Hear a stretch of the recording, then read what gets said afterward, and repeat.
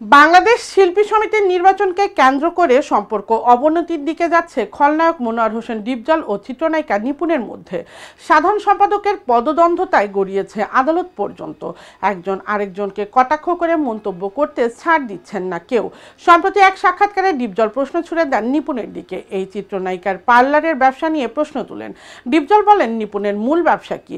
আমি সিনেমা করছি, এটা কি আমার মূল ব্যবসা? না, আমার মূল ব্যবসা এটা না। খলনায়ক বলেন, শুনলাম তিনি পার্লার দিয়েছেন, সেটি কি পার্লার? সেখানে গিয়ে আপনারা দেখেন তা কেমন পার্লার, আর সেখানে কি হয়। অভিনেত্রী নিপুণ আগে থেকেই চলচ্চিত্রের বাহিরে পার্লারের ব্যবসা পরিচালনা করছেন। এ নিয়ে অভিনেতা ডিপজল প্রশ্ন তুলতে বিষয়টি হয়তো নজর কেড়েছে নায়িকার, তাই তো তার সন্দেহ দূর করলেন নিপুণ।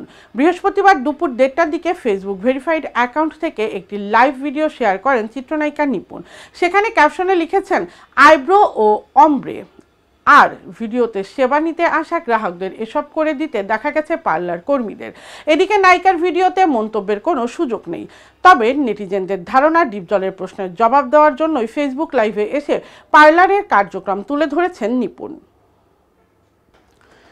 সালমানের সঙ্গে বিচ্ছেদের পর বিবেকের সঙ্গে সম্পর্কে জানান বলিউড অভিনেত্রী ঐশ্বরিয়া রাই বচ্চন। এ নিয়েই সালমানের সঙ্গে বিবেকের টানাপোড়েনের সূত্রপাত। সেটি এক পর্যায়ে শত্রুতায় রূপ নেয়।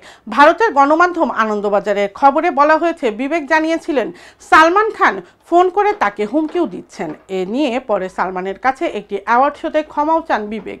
সেই সময়ে কিভাবে একের পর এক কাজ হারিয়েছেন তারও কথা জানান বিবেক। এর আগে এক সংবাদ মাধ্যমে এক সাক্ষাৎকারে বিবেক বলেছিলেন, সাথিয়া প্রিন্স মাস্তি একের পর এক সুপারহিট ছবি করার পরও অনেকদিন তাকে বলিউড থেকে দূরে থাকতে হয়েছিল। টানা 14 মাস বাড়িতে বসে থাকতে হয়েছিল। হাতে তার কোনো কাজও ছিল না। বহু অবাঞ্ছিত বিষয় আমাকে সহ্য করতে হয়েছিল। এই সময়ে জীবনের সবচেয়ে অন্ধকার দিক হিসেবেও তিনি মনে করেন।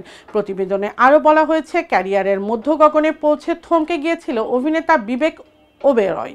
সাথিয়া প্রিন্স মাস্তি একের পর এক সফল ছবির পরও অনেকদিন বলিউড থেকে দূরে থাকতে হয়েছিল তাকে।